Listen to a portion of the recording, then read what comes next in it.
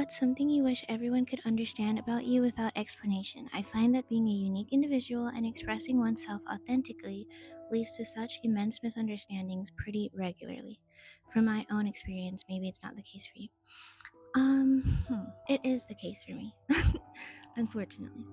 What's something I wish everyone could understand about me without explanation? Honestly, it's kind of hard because there's a million things. If I had to pick one, I guess it's like slightly more superficial, like a little bit more shallow, but I think it would help in the long run when it comes to when I'm meeting people for the first time. I always deal with a lot of immediate assumptions of malintent. I deal with that a lot because I'm very shy and I'm very quiet and I'm very to myself. And I've been told, apparently, which I don't know what to do about that. That's just my face, but I've been told that I have a very serious, very angry, resting face. And so people kind of automatically assume that I'm like either upset or standoffish. Like I don't want anyone to speak to me. And so I think that causes a lot of problems in the beginning stages of me trying to like make friends or anything like that, because there's just this automatic assumption that I don't want to talk to anyone and that I'm mean or rude or stuck up. Stuck up, that's the word. That's what I've been called my whole life.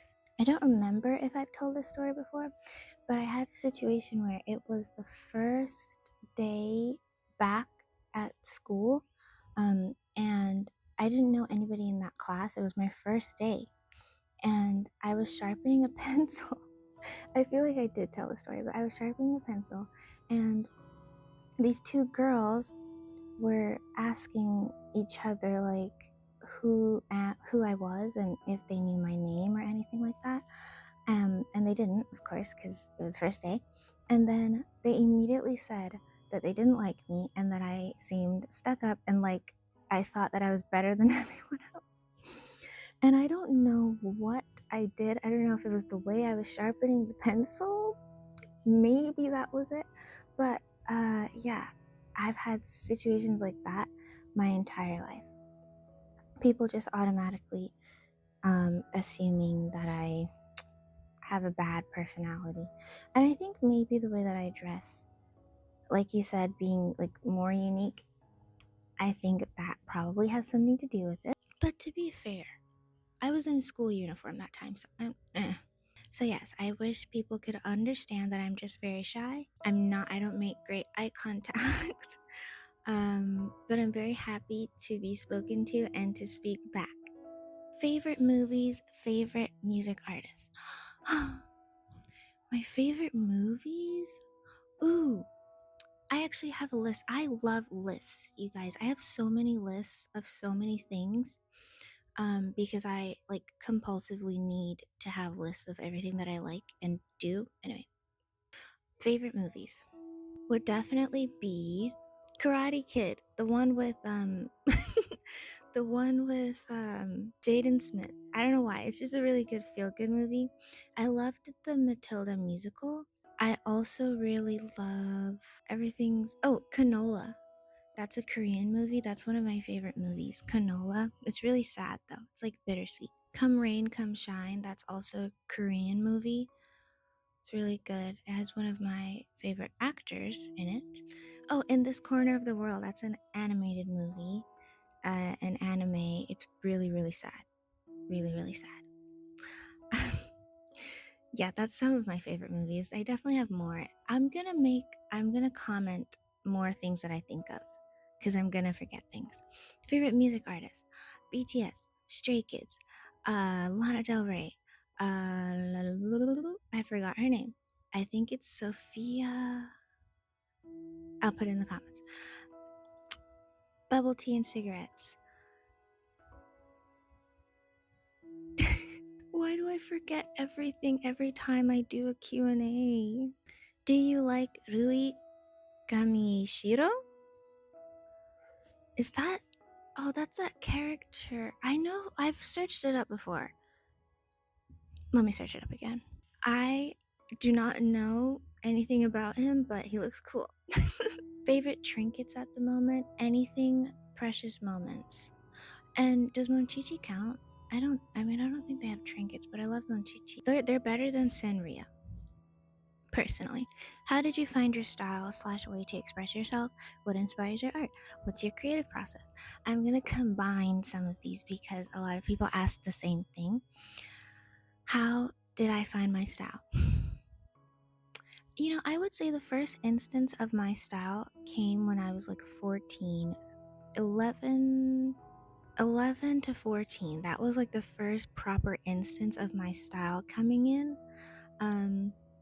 It was originally inspired by Lolita and J fashion, Mori K fashion, and it kind of evolved from there slowly. And then obviously I got into K-pop when I was like 10, and so that obviously had a huge influence on me as well because of the fashion and the culture and the style and everything like that. I want to say my biggest inspiration usually is Japanese. There's definitely some European elements in there as well, but even more so, like you would think, because I love K dramas and K-pop and all those things, but Japanese fashion really, really does inspire me a lot. Like, I love looking through like old Fruits magazine, but I also love watching films, like old Japanese films.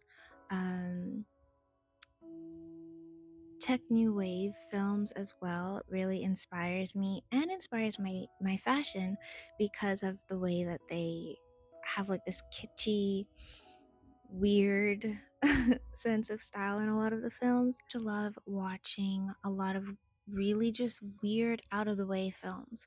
I'll put some in the comments that I'm gonna leave, but yeah, like I said, check new wave, just like 90s, 80s Japanese films as well.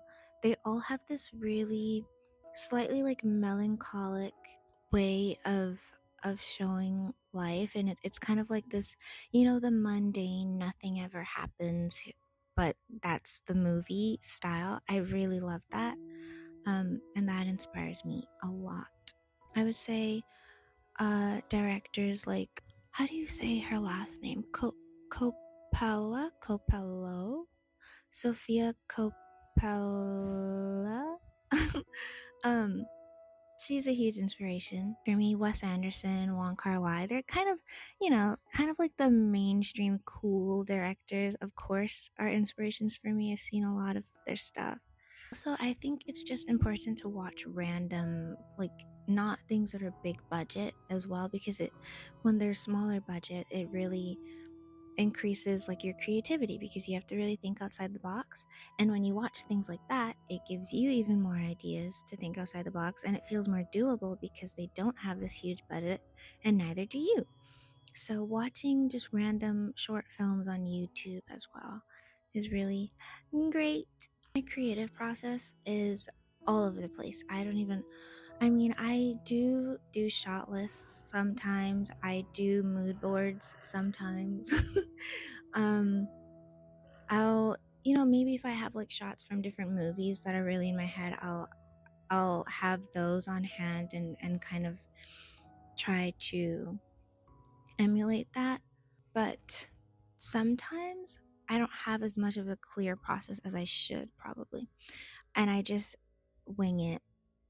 And yeah. What happens a lot of the time. But I will, at, at most, I will have like a clear direction of what I want to shoot when it comes to B-sides and having different angles. That's important to me. Okay, because I'm talking about creative process and filming, I'm going to try to stay on that for a little bit. What made you want to be so creative and have this style? I don't, I think I've just always been like this. Like, since I was young, like the earliest I remember, I was like 9, and I would prop up a camera in my closet, like a three-tiered cubby, and I would prop up my camera there. Or sometimes I wouldn't actually prop up anything up. I would just be completely like faking it and like just, imaginary. Um, and I would film like videos with it and like make little sets with like pillows and blankets and stuff. Or like with my cousins, I would always film, we would like film fake movies and have like whole scenes and action scenes and things like that. So I think from the very beginning, I've just always, I've just always been like this. I've always been interested in drawing, um, and just like multimedia art. I started drawing when I was very young. Again, I would say like 8, 9, 10, 11, ages like that. I remember drawing a lot. And then obviously, I did go to college for visual design. Um, and all throughout high school, I continued. I I think I had 4 YouTube channels before this one. Yeah. And you can kind of see like my style developing through it, and changing and shifting, and like I was learning more and more and I was getting better. Like even with this channel, if you go back and watch my older videos, some of them kind of suck. Like a little bit. But it's okay because I was learning. Like they suck in like a cool way, like, oh, this is weird. It's not that good kind of way. But I still like it. Yes. You've been invited to Loser Girl Diaries, a secret little corner of the internet. But wait, what is Loser Girl Diaries? Is it a club? Is it a movement? Is it a mildly dramatic emotional support portal? Yes!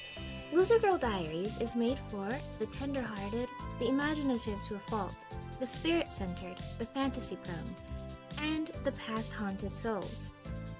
If you've ever cried over a memory that nobody else remembers, if your inner world is louder than the outside one, if you treat life like it's secretly a coming-of-age film, you may already qualify. Personal essays and writing, the blog she was too afraid to start, diary-style videos and more personal vlogs, behind-the-scenes clips from editing, planning, and creating, updates about what she's working on before anyone else knows, polls where you help decide outfits, uploads, and tiny creative details, and a private group chat. Wow. All of this for just $5 a month. Yes, $5. That's less than an overpriced iced coffee you didn't even finish. Only at patreon.com/Ymlovely. But wait, who's putting this all together?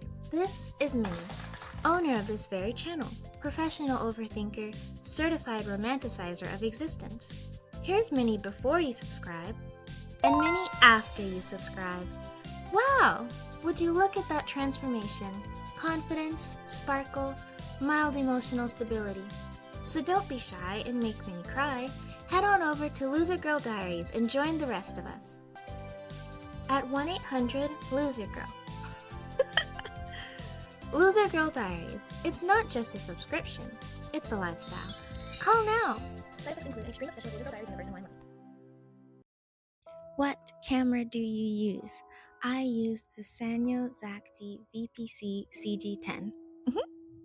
I love that camera.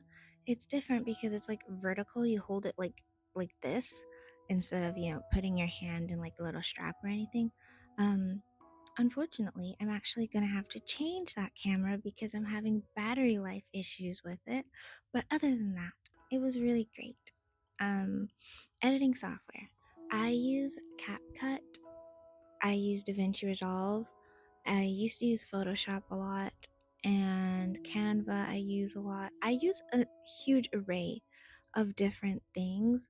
And I think I would really encourage that when it comes to doing art. Just use everything. Free, paid if you can. Use literally everything. Like even there'll be like pixel drawing software online, and they're free, and I'll sometimes use that for like my little chibi mini stuff. um, Voice softwares that you can use online to like manipulate your voice. Literally just you guys, the internet is endless. find literally anything online, obviously that you are allowed to use, and use it as editing. And also multimedia. I meant mixed media. As you know, as you've seen in my video, we do have a printer here, so I print things out and I'll cut it out and use that and record. I'll use different electronics that I have. If I have my MP3 player, I will record something, upload it onto my MP3 player, and then record it on my MP3 player, which I did in, I think, my last video, my video before last. I have a tablet. I use that as well. My computer screen, like, the world is your oyster. Everything can be creative and be used as editing.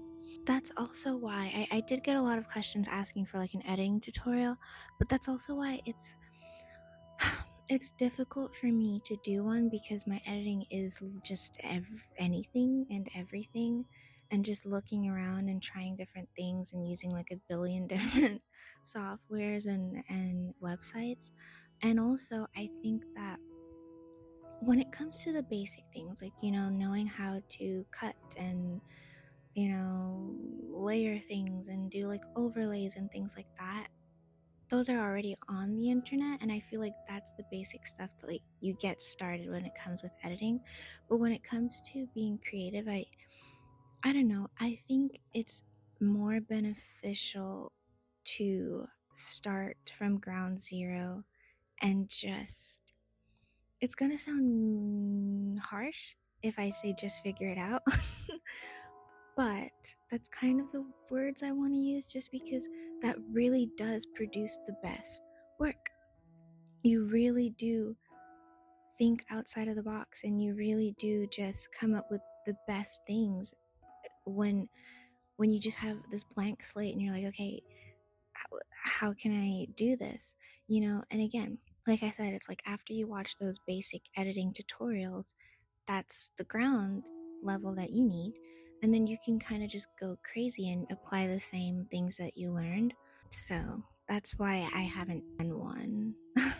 Okay, moving out of creative process stuff. I mean, I might move back in a little bit. This is not organized. Oh, you know what? Actually, one more. How do I stay creative? That was one that I got a lot. How do you stay creative working a job? How do you stay creative being in school and all these things? Honestly, you guys, I don't know. That's something I struggle with. I don't struggle with it so much because I have like well, right now I'm unemployed. But I didn't struggle with being creative because I had a job or because I was in school. Like, I know time is obviously something that I've talked about, but that isn't so much the same as struggling with being creative. I would say I struggle with being creative more so in like, I don't know, like I have this mind block sometimes of I really want to do something and I really care about this thing and I want to make it cool and I want to do it. Like every part of me wants to do it and cares about it, but for some odd reason I don't do it. Or it's almost like I have to drag and push myself to do it. And it's the most bizarre thing and I haven't really figured out why that is yet. That's my biggest struggle. And honestly, at the moment, my only way of getting it done is to force myself. Even for this video, it's so bizarre. I posted the announcement. I really want to do a Q&A video. I do really want to do a Q&A video. I came up with how I want to do it. I gathered all the questions. I was so excited. And then it was almost like I was dragging and forcing myself to just film it. Like, I don't know, it's so weird. It's like I just have like this mind block where it's like my want and my creativity and my motivation is like right there, like trying to go, and I'm like, okay, I'm gonna sprint towards this and do it. And then my brain is like, oh, I don't know, maybe not. Maybe not today, maybe tomorrow. And then tomorrow comes, and then tomorrow comes, and then tomorrow comes. And that's how I sometimes end up not uploading for a month. But yeah, unfortunately, the best way is to just do it anyway and kind of just force yourself, really. Um, I think sometimes you have to do it the harder way as well. Like if you don't have as much time, sometimes it's about taking time away from other things, like maybe not. I don't know, maybe this actually sounds kind of bad, but I don't know. I feel like when you really care about something and you want to do it, and creativity is something that you really, really love, then it's okay to sacrifice other things sometimes, like maybe not going out with friends that weekend or losing a little sleep. I don't know. That's what I do when I'm up at like 3 a.m. editing something. Like, I'm technically sacrificing things, but I think it's worth it. I don't know. Take that with a grain of salt. Also, maybe use that as inspiration. You know, when I was in college and I was uploading, and funnily enough, when I was in college, I think that was my most consistent streak. I would upload once a week, very consistently for like months. I would say I used my school life as inspiration a lot as well. And that is also what helped me be creative instead of trying to pretend like I had more things going on because I was always at school or doing work. So I just tried to work within those limitations and think of ways that I could bring that into my creative work instead of working against it. Okay, now we're moving away from creative process stuff. What has being alone taught you about yourself? Have you ever struggled with self-doubt? If so, what helped you move through it? Also, can you recommend books you've read? Okay, wait, I'll save the books one for later. But struggle with what has being alone taught you about yourself? Well, in my specific situation, I am an only child. I am always alone. From the very beginning, I'm very used to being alone. I am more comfortable being alone. I feel like a lot of people, maybe even most people, have to learn how to be around themselves and learn how to be happy and comfortable by themselves. And for me, it's the opposite. I have to learn how to be happy and comfortable with others and happy and comfortable around others. So being alone for me was always the default, and it still is. And I think I don't know, I enjoy it. I think it's great. It's funny, I'm like kind of in the first moment of my life where I've wanted more friends and I've wanted to be more social and things like that. Um, but I do still think that being alone is really underrated because I think the most important person you could know, like the back of your hand, is yourself. And when you're forced to just hear your thoughts, it's very beneficial to you. Um, Especially when a lot of people don't like that. Like, they really don't like the being alone with their thoughts part of being alone. But it's kind of my favorite part in a way, just because there's so much material there, and maybe that's just me being an artist. Maybe that's why the way that I'm talking about it, there's so much material. But no, there really is. Like, there's so much to work with. There's so much area to grow and learn. And instead of just having the thoughts, you can think about why you're having the thoughts. And, then you can like get into journaling and all these different inner work things. And I think learning about yourself is really fascinating and interesting and fun. And it shouldn't be like this, you know, daunting or uncomfortable thing. And I think for a lot of people it is. I don't know, I think it taught me at most just being content. I think a lot of people um really strive for like this huge grand happiness that I don't think exists. Um I think that being content exists, and I think that it's the most important thing to strive for, because I guess I kind of talked about this in my Art of Being Unimportant video. Just having stability within yourself, I feel like that is the highest form of contentness, contentment. There's a word I'm trying to remember. I can't remember it, but I feel like that's the highest form of being content, having stability within yourself. Because one of the biggest things for me, and I mean, it's also part of me being a Christian, but one of the biggest things for me is nothing in this world belongs to me. I don't have any ownership over anything. Even if I purchase it, it doesn't actually belong to me. And I think because I think that way, stability within yourself is even more important, and just being content is so much more important. Because if I feel like I don't have ownership over these things, they can be gone in a minute, and I don't think that there's anything beneficial about anchoring your happiness and your self-worth or your wants and desires on things that simply don't belong to you, you know, because they can be gone in a second. You could, you strive towards a really nice car. I mean, it could crash in a second. It could, and it could be gone. It could be stolen. It could stop working. I don't know. Maybe one day you can't afford it anymore, and it gets taken away, whatever the case may be. There's just nothing in this world really belongs to you. And the only thing you have full ownership of is right here. I'm grabbing my thumb because I'm grabbing myself. It's you. And that is, I think, the most important thing to remember.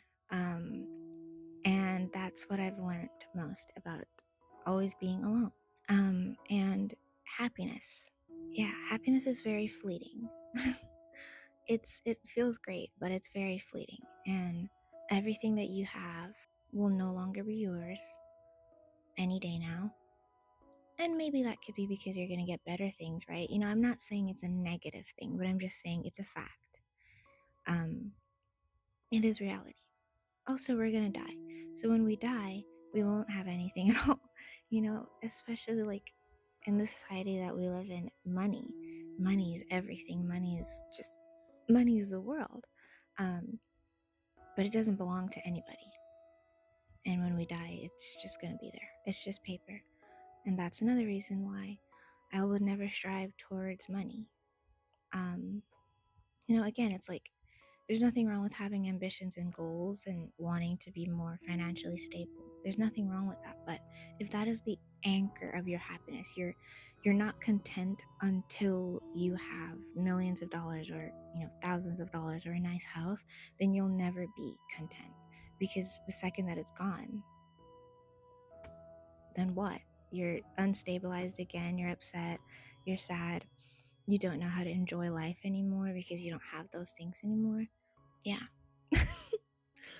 Anyway, have you ever struggled with self-doubt? Of course. I'm kind of like, I don't know, I'm very bizarre. I'm very flippy floppy. Like, truly, one moment I'm like, oh my gosh, my videos are terrible, they suck, and I'll never be I'll never be a well-known YouTuber, and nobody cares. Whenever I see things like people tagging me and like their monthly favorites and all these things, it's so like I sometimes have like imposter syndrome where I'm like, I'm not, why am I next to these other YouTubers? Like, I'm not even good. My videos don't live up to this quality at all. I think things like that all the time. Or just about myself in general. Like, oh, why do these people like me? Why do they, I'm not that great, like all these things. But then truly within a moment's notice, maybe 10 minutes, I'm like, actually, I'm really the coolest person ever. I'm actually super cool and I'm such a visionaire.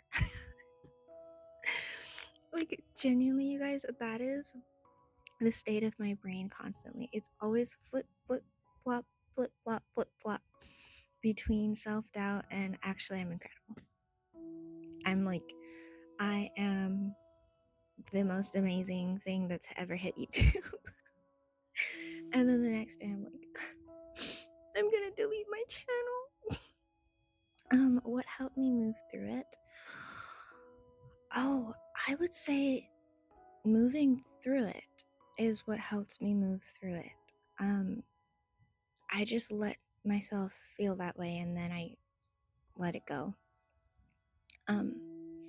This is gonna sound very bizarre. I don't know why I'm using this as an example, but you know how pregnant women, they get contractions, and sometimes the doctors will tell them that the contractions, to imagine the contractions as waves, and so it's like it's washing over you, but it's gonna pass and you're gonna move on to the next one. And they tell them always like to not tense up because you just need to let it flow through you and it'll be better. The whole experience will be better. It'll be less painful. It's kind of like that concept. Just let it happen. I feel like your brain is really filled with a lot of nonsense and garbage, and it's filled with a lot of good stuff too. And sometimes the nonsense and garbage comes to the forefront and you let it have its little moment and then you let it go.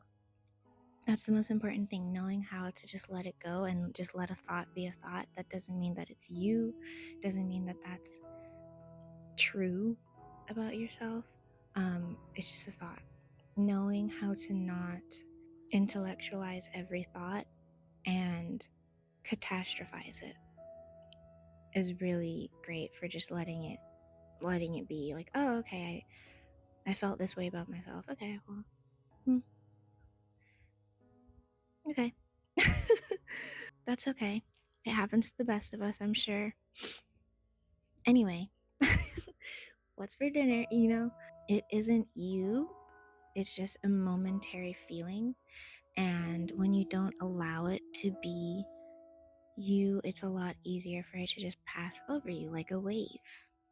Because when you sit there and you catastrophize and why am I feeling this way? Oh my gosh, like, oh, I'm worthless, and this, I'm not good enough, blah blah blah. You're kind of feeding it, and it's gonna get stronger and stronger, and it's probably gonna make you feel that way more and more. And the more that you intellectualize it, the more that it's gonna seem real to you, and the harder it's gonna be to move on. So yes, I would say moving through it is how I move through it.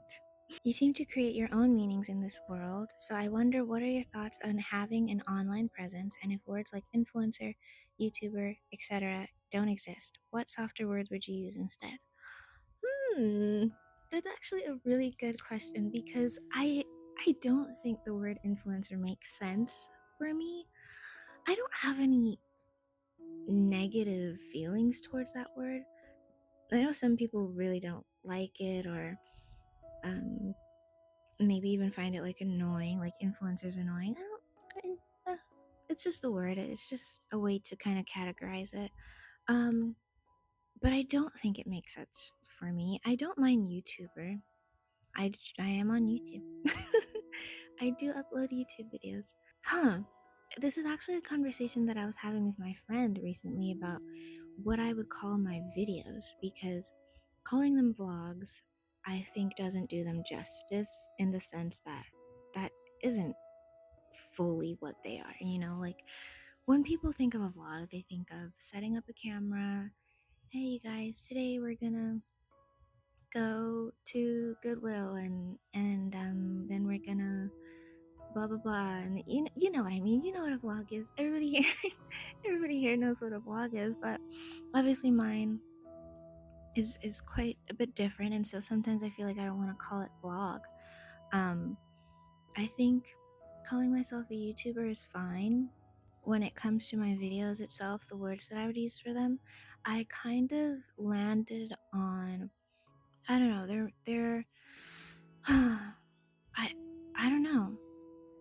I'm not entirely sure yet. Cause when I think about my vlogs, you know what? Let me talk about this for a second. Remember how I told you guys when I made this post that I talk a lot? So to be ready for that, yeah, this is what I mean. Um, so when it comes to my vlogs, right? Something that I want to touch on early on is that I think, we see a lot of people in general criticize like people that film their lives. Um, is it being like fake? Like, oh, you're setting the camera up. That's fake. You're you're walking past the camera and then going back and getting it. That's so fake. That's so weird. Blah blah blah. It's not real life. And I completely disagree.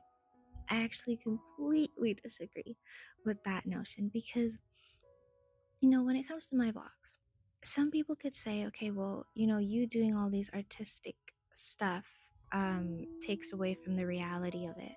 Like, yeah, sure, I am outside with a blanket on my rug, and yeah, sure, I brought a lamp outside and there's no outlet. So, can I not want things to be beautiful? That doesn't take away from the reality of it. I'm sitting here and I'm doing a Q&A, and that's really what I'm doing. And yeah, it's prettier, but why does that matter? And that's how I feel with all of my videos. When I do these more conceptual vlogs, they're still real life, they're still me, they're still how I feel, they're still how I think. And sometimes, instead of me sitting there saying, oh, today I'm gonna do this, or today I'm feeling like this, I'm an artist, why can't I show you that? Why can't I show how I'm feeling through some mixed media portion? Why can't I show what I'm gonna do in a different way? That doesn't make it any less real. um I am still doing that thing, I am still feeling that thing. It's just that I want to show it to you in the way that I want to. And I feel like even that makes it more intimate and real because it's coming from my brain and this is how I see things. And you're getting a look into my brain and how I conceptualize my life and my day to day. That's still real. And just because, yeah, I mean, I edit it, sure, but it's still me, it's still real, it's still how I feel, it's still what I'm doing, it's still where I'm going. um and just because there's an artistic aspect to it and I'm setting up a camera, so so what? Yes, it's a tripod. Oh my goodness. Mm, tripods, like, that doesn't change anything. Other than the aspect of wanting to do things for YouTube, it's also for me because when I'm older, I want to be able to look back on all of these videos and see myself when I was 16 and 19 and all kinds of things. And I do have videos that go back that far. um and that's real. And I really don't like when people try to make it seem like it's not, just because I'm editing it or just because I set up a camera. Yeah. That wasn't even what you asked, but now you know. How are you able to be so vulnerable and honest? Where do you find your hope for the future? How am I able to be so vulnerable and honest? I kind of just stopped caring because I used to be less vulnerable on my channel. But yeah, I just kind of stopped caring as much because I don't know, at the end of the day, like, it's whatever. Like, who cares who's gonna see my video? Who cares who's gonna like it or not gonna like it? Um, I'm just gonna say how I feel, and that's that. If you don't like it, that's fine. If you do, great. And that's just kind of how I started thinking about it. And it was kind of just like a switch. Like, I just turned a switch off, you know? It was actually very quick. Like, I recently made a TikTok as well, and that I also had to kind of turn that switch off for that as well, where I once again felt like a little bit uncomfortable being too vulnerable. Um, but it was just like, so what? Like, who cares? Literally, who cares? It's a stupid TikTok account. It's my stupid YouTube channel. And if people see it and feel like I was weird with something I said or cringy in the way I did something, okay, like, the sun is gonna rise. The sun is gonna rise, and the stars will rise, and the world will turn, and then we will carry on. And that was literally how I just decided, okay, I'm just gonna start saying how I feel and doing what I want, and da da da da. And you know what? I am gonna share my writings. Who cares? Which I will. I will be sharing my writings. And yeah, you just, and also, I think if it's something that's like feels embarrassing, maybe to be vulnerable and honest, I think one of the best ways to not feel embarrassed is to embarrass yourself out of embarrassment. Just let yourself be so embarrassed that you no longer feel embarrassed about it. I think that's a really good way. Because, like, when you look back on old things of yourself and you're like, it's like terrible to watch or see and it feels embarrassing or cringy. When you do it so much, like me being a YouTuber now, when I do it so much and I look back on those old videos, I don't cringe anymore that much. Like, I used to really badly. Like, it actually used to upset me. Like, if my mom were to show me an old video of myself, it would actually upset me and I would be in a bad mood about it because I didn't want to see it. But now, I don't care. It's like, yeah, okay, that was me when I was 14. Yeah, that was the video I filmed. Yeah, it wasn't that great, but whatever. It was what I knew at the time. The more that you do it, the less uncomfortable it is, and the less embarrassed you feel, and the more fun it is too. It's fun to be vulnerable and honest. Where do I find my hope for the future? I don't know. I kind of just find my hope in today and just keep that going. Like, I don't really think about hope for the future that much. I think if you just think about today and having hope for tonight, then that is how you do it. Do that every day and there's your future. Truly. Advice for an 18-year-old girl going to college, living alone, healing, and building my life. Honestly, my best advice would just be to take it one day at a time and don't catastrophize anything. That's my favorite word. Because, like, you're probably not good at, well, not probably, you won't know anything. You probably won't know most things. College, some days will feel really hard, like you don't know anything, like you're struggling with everything. Living alone will probably also feel really hard. And, like, honestly, the best thing is just to take it one day at a time and don't make anything bigger than it needs to be and overcomplicate yourself into, feeling down or like out about anything. Because at the end of the day, I think another important thing to remember is that everybody is literally exactly the same. Like, we're all very confused and all just figuring it out, and all literally, like, nobody knows. Nobody knows anything. I promise. Like, literally nobody knows anything. And when you're 20, 22, it's the same exact thing. like obviously you learn things from growing up, and you learn more things as you go, but like, there's, even at 22, there's going to be a million other things that you still don't know.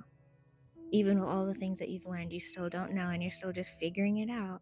And so I would say, yeah, that's the biggest thing. Just be okay with just taking it one day at a time and realizing that everybody else is doing the same thing. How do you stay positive despite the hard things life may throw at you? The way that I think about things is that, I don't know, I don't place that many emotions onto things that happen to me. maybe when I was much younger, I used to, but I don't do that much.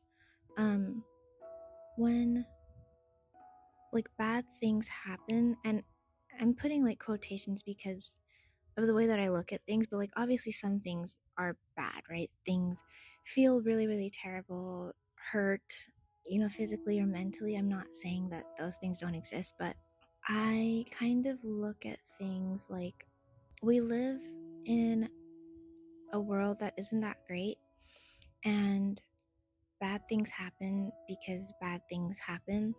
And it's not happening to you, it just happens, and sometimes it's going to be a part of your life, and not allowing it to just overtake everything else or become like your identity is also really important, because I don't know, bad things will always happen.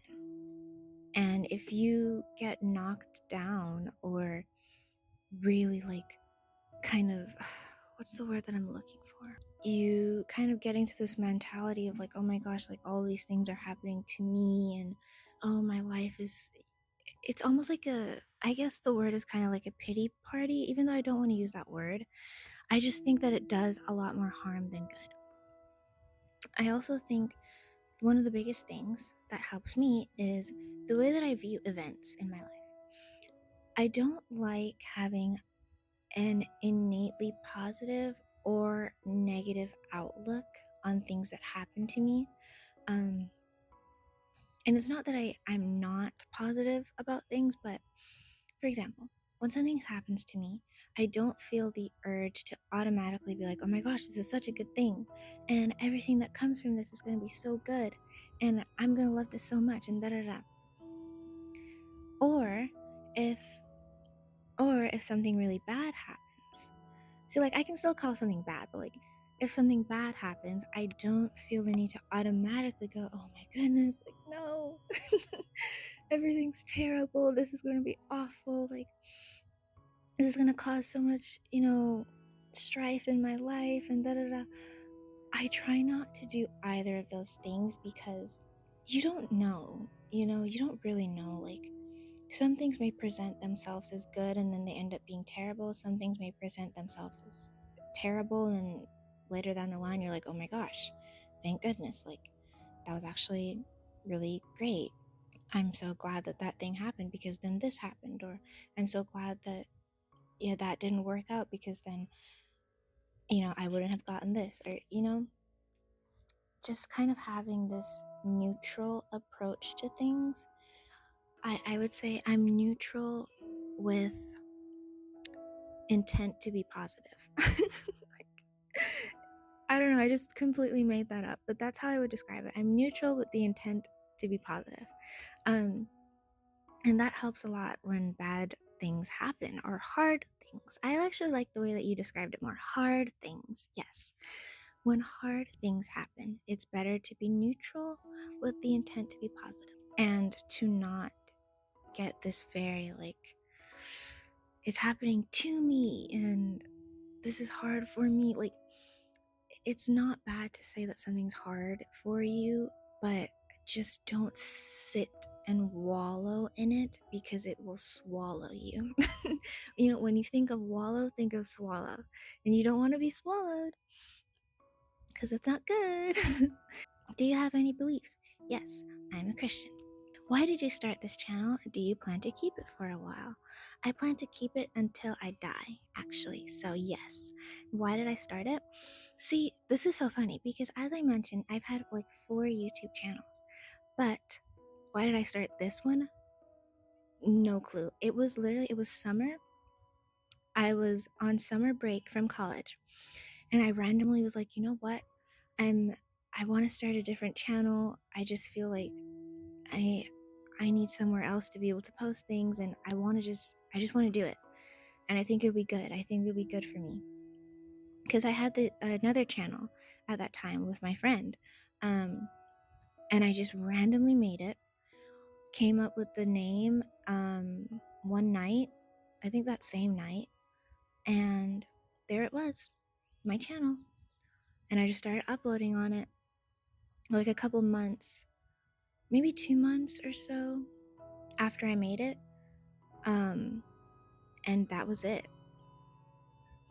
That was literally it.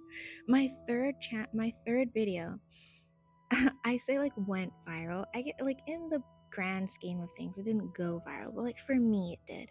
I think it got like 13,000 views or something, and then that same night I hit 1,000 subscribers. And I was like, oh, okay. That was my third video, and I've had 4 channels, and my third video on my 5th channel is when I finally, made it. Wow. Yay. So yeah, I want to have this channel forever. What advice do you have as someone who's content with the mundane/quiet life to give to someone who's always striving to achieve more and do more and is on constant risk of burning out? While I am content with the quiet life, when I use the word mundane, I wouldn't say it's mundane in the fact that there isn't a greatness to it or that I don't want to achieve more. It kind of ties back into what I was saying about nothing belonging to me and my stability and contentness coming from within myself is what I strive for. I think usually when people are on constant risk of burnout, and maybe I could be wrong, but I feel like a lot of the times, a lot of people have like this project mindset, like they see themselves as a project or their life as a project, and they're constantly trying to like do better and do better and do better and get more and get more. And I would say the worst part about that is that there's no limit. Like, you're always going to see something to get better at or to need more of, or to like constantly outshine the last thing that you did. And I don't see the end goal there. I don't see the end goal there, and I don't see how it's very beneficial. I don't see the end goal there, and I don't see how it's very beneficial, to just constantly want more and more and more and more and more. I think the best question to ask yourself would be like, what would you be happy with? Like, is there anything, any point in time that you would see yourself as happy and content?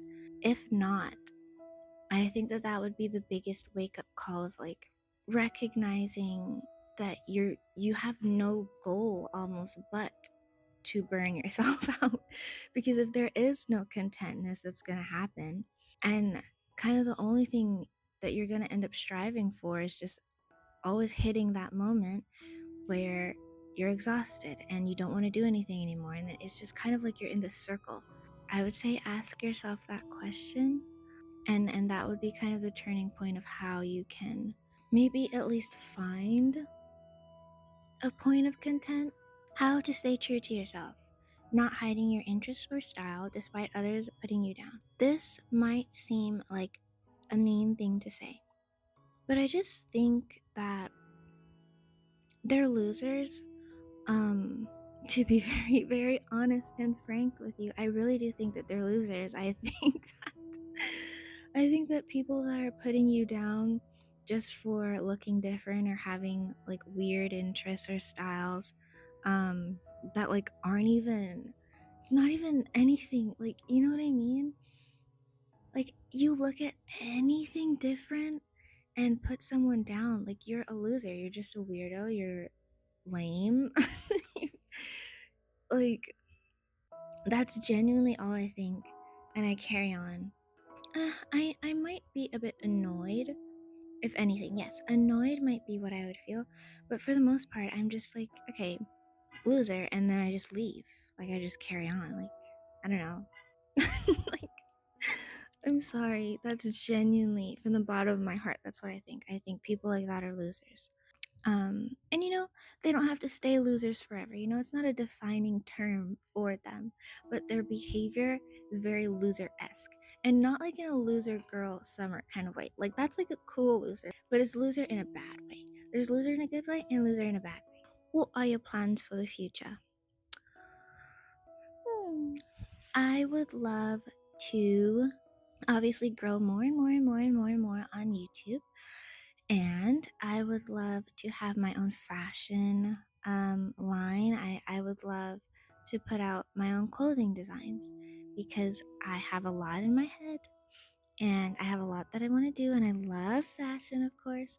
So yes, I also love fragrance. So like one day doing a fragrance line would be nice. I don't know, I really like thinking outside of the box when it comes to merch. Like one day I would love to do merch, but I want to do like fun, cool merch, not just like a t-shirt. First of all, I don't even wear t-shirts, so I would never do merch t-shirts. Um, something cool, like I don't know, like making my own trinket. That'd be fun, or like a interactive calendar. That would be cool. I don't know. I have so many ideas. I just want to make more stuff. Um, yeah, and I want to build out my channel more. I want to get more creative with the way that I film things. I one day when I have my own place, I will be able to, do even more, and my whole home really will become the set when you think about it, because I'll finally get to build out and have my whole place look like my room, and I can just tell the videos that I'm going to be able to film then are going to be even better.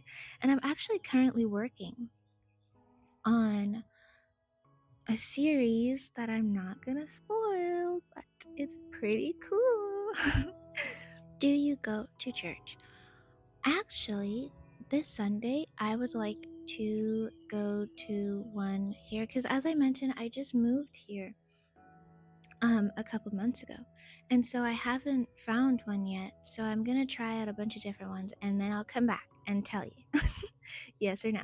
But I would like to. I think it's important. If you could live anywhere in the world, where would it be? Right now, you guys, I want to live in Thailand. Right at this moment, in this year of my life, I would love to live in Thailand. I've done so much research on it. I think it is gorgeous. I think it kind of has a very similar feel for me from being from an island. Um, I think that it would just be such a beautiful place. I like that it has a slower pace. Um, I love that it has a very huge art scene. It's affordable as well. The affordabilities, well, for me, obviously, it would be affordable, which is nice.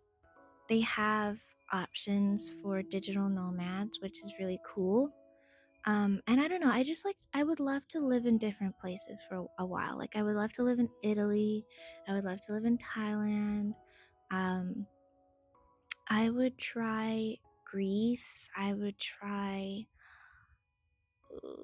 not Japan, maybe. I don't know. I have thoughts about Japan. I'm not gonna share those thoughts, but for a little while, like a month, I don't know. I'd love to, I'd love to live in lots of different places. What is your dating life like? I don't have one of those. What is your dream job? I don't dream of a job, honestly. I dream of just doing whatever I want and getting paid for it. Where do you get your clothes from? Even what I'm wearing right now, it's a dress. It's like a ballet looking dress. And I have on leg warmers too, and they're from the thrift store. Yeah, thrift stores. Truly, you guys, especially since I worked at one, everything was from the thrift store. My whole room is from the thrift store. Other than that, I have shopped on places like Shein and Temu, which I know are not good. However, I'm just being honest. I mean, I don't have much money, and also I am from a small island. We have one thrift store there, and it's the island's not I mean, it's majority older people, so you can imagine what was in the thrift store. And that was my options. Shein. Timu didn't exist at the time, but that was my options. And um you know and that's the truth. So I do have some stuff from there as well. But I have a lot of brands that I'm very interested in. Right now, my biggest interest, I really want to get something from Blondita. Is that how you say it? Blondita. I love their clothes. They're so cute. I would love to get something, and they're relatively affordable for me. So yeah, thrift stores, and like there's a lot of smaller designer brands, not designer, but smaller brands that I would love to try out, like Little River Hearts and Co. I think is another one. And Blondita are my main ones right now. Dream concert. My dream concert is the one that I'm going to in August because it's BTS, and I have been an ARMY for almost 13 years because their anniversary hasn't come yet, but it will be almost 13 years. I can't even believe I'm saying that, but yeah, so that'll be my dream concert, and I am going to my dream concert. I can't believe it. It's not even gonna feel real.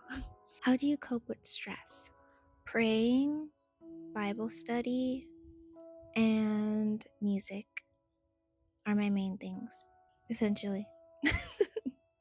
Also, doing things like if I'm stressed, it depends on what I'm stressed about. If I'm stressed about like things I have to do, the only way to not be stressed about things I have to do is for me to do them and get them done. Like you guys, I am not a procrastinator. Oh my goodness. I could never be a procrastinator. That sounds like the most stressful thing on planet Earth. I need to get it done and get it out of the way or I will go insane. Praying, Bible study, music, and doing things or like hobbies that I have. Right now, I'm building a little cardboard church. It's just like my cardboard apple shelf. Doing hobbies is good for stress too. Would you rather relive a day from your past or your future? There's one day in particular that I'm thinking of. Maybe two. But past, yeah. There was a day, it's like one of my favorite days. Me and my friend went to a tea house and then we went to the beach and it was super cold and we ran around with seagulls and we went back to the beach later that night. And the whole day was just so fun and so it was just what I want life to be like every day. And I did film that day. It was my girls just all girls want is to have fun or oh no, it was my life is so beautiful. Yeah, no, yeah. It was my video called Life is So Beautiful. Yeah. Should I still be searching for romantic love? Of course. Of course. I'm sure it exists. I don't know where, but I'm sure it does. People have it. What's your comfort meal? Ooh, lasagna. I love lasagna. My mom's lasagna, to be specific. Or one time she made shepherd's pie. Love shepherd's pie. Macaroni and ground beef. I love foods like that. They're all kind of similar. And they all involve ground beef. I think I really like ground beef. You know, my least favorite meat is chicken. Chicken is really not that good. My least favorite type of chicken is fried chicken as well. Now, you know. For songs, I got asked this quite a lot. Songs that's on repeat right now. Wuthering Heights by Kate Bush. No, not because of the stupid movie. Just because I love that song. Oh, what's it called? It's from Long Shot. They're a K-pop group called Long Shot. Never Let Go by Long Shot. That's what it is. Earth Angel by Marvin and the Berries or something like that. Yeah, Earth Angel has been on repeat. The song by Elvis that's like Treat Me Like a Fool. Treat Me Mean and Cruel, that song. I can't remember the name of anything, but that song. Lots of 50s, 60s, 70s music has been on repeat for me. And K-pop as usual. Odd by Gaul from IVE. Love that song. That's a really good song. Okay, what is your signature scent? I love this question. Oh my gosh. Anything sweet. So I'm a gourmand girl. I love, if you guys follow my Instagram, I post a daily story of my scent for the day. I actually missed a couple days, but still, it's daily. And if you see that, then you would know that I am a gourmand girl. I love smelling like a walking bakery and fluffy marshmallows and strawberries and caramel and vanilla and sugar and just scrumdiddlyumptiousness. That's how I like to smell. My signature scent right now may be Cream Velvet by Kadlaj, or I might say Angham by Latafa is another good one. Artisan Ethnique by Latafa is another one that I've been wearing constantly. If you could transform into one animal, real or fictional, what would it be and why? I would transform into a glowing unicorn. Why? Why wouldn't I, honestly? A glowing unicorn? It's so cool. It has to be glowing, though. I'm pretty sure I made that up. I don't think unicorns were normally glowing, but I want mine to be glowing. I want to be like a mystic spirit unicorn that you see in the woods and then you look back and it's gone. What are some of your favorite products, like makeup, skincare, or perfume? Skincare. Okay, this isn't gonna sound very cute or nice or aesthetic, but I love using sulfur. Yes, I love using sulfur ointments and sulfur masks and sulfur soap. You can find them on Amazon. They're really, really great for keeping acne at bay and dealing with like blackheads and things like that. I also love the 1025 cleanser from Round Lab, one of my favorite cleansers of all time. I use a glycerin toner. Glycerin? Yes, yes. Ooh, the I'm gonna put it in the comments because I can't remember the name, but it's kind of like a ampule, I think, or a serum. It's like a thick white serum.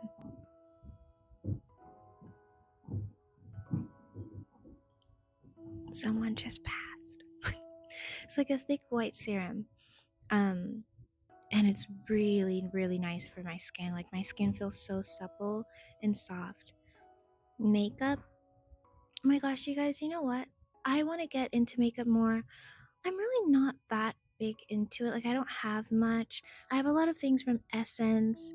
I have a concealer, the hydrating Elf Camo concealer. I really, really love. So hydrating. Like it feels great on my skin. It has such good coverage.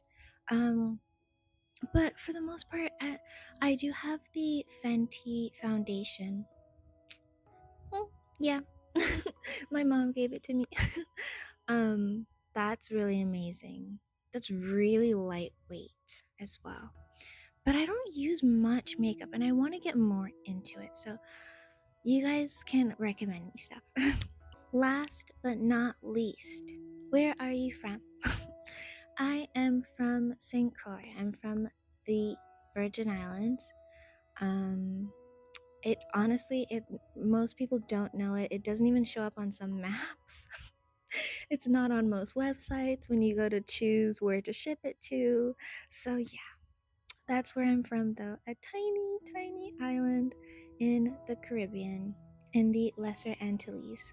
One half of my family is from St. Croix, and the other half is from Trinidad. Specifically, my mom is from St. Croix, and my father is Trinidadian.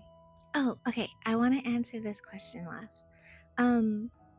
If a fairy godmother came to visit you, is there any project to your heart's content? Wait, what? Is there any project to your heart's content you would love to do right now? And they gave some examples, and I actually talked about it earlier. Yeah, a clothing line, my own TV show. Oh my gosh, that'd be so cool and so fun. A museum exhibit. I have had things in exhibits before, in college and when I was in high school as well. That would be really nice. I do love oil painting and painting with ink, so that would be something that I would love to do, like to make a series of a collection of pieces and have it in an exhibit. But TV show and clothing line, TV show, that kind of reminds me. I had an idea about when I finally get my own place that I kind of want to film it like my own little TV show and have like cameras. Actually, never mind. I'm not gonna say that because never never mind. It was just similar to like a TV show setup. I would love to do all of the ideas that you gave actually. But right now, clothing line. If I had a fairy godmother, I would immediately ask to have my own clothing line and it to be great and amazing and good quality and affordable and beautiful and perfect. And that is all of the questions for today. You guys, I I'm so sorry if I missed some questions. I probably definitely did. Definitely, but thank you so much for asking and for watching my videos. I have 13,000 subscribers now, which is insane. That's unbelievable. And it happened so quickly. Like I said, I wanted to do one for 10K and then I blinked and I was at 13K. So I just decided to do it now. Thank you so much for watching. I'm going to go now. I'm gonna go to bed. Good night. Good night.